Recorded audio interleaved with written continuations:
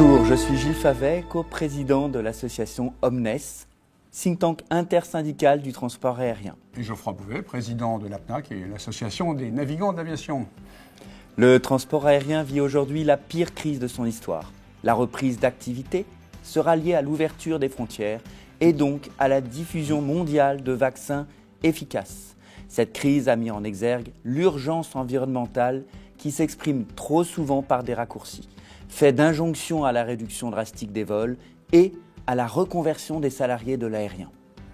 La notion de développement durable inclut évidemment l'exigence environnementale, mais aussi les composantes économiques et sociales. L'impact économique de l'aérien ne se résume pas aux 5% de PIB français, mais est à la fois la source de connectivité indispensable des territoires et des hommes, mais aussi source de paix et de partage dans le monde. Le million de salariés français du secteur aérien doit se mobiliser pour montrer son engagement environnemental pour remporter la bataille du réchauffement climatique. L'association Omnes, think tank intersyndical du transport aérien, et l'APNA, association professionnelle des personnels navigants, s'engagent dans la création d'un observatoire aérien de la transition écologique.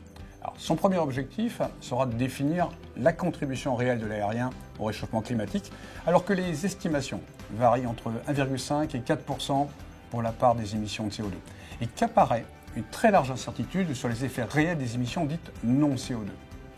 Alors, la deuxième étape de cet observatoire de la transition écologique sera de rechercher les moyens pour l'aviation commerciale, de respecter les objectifs environnementaux.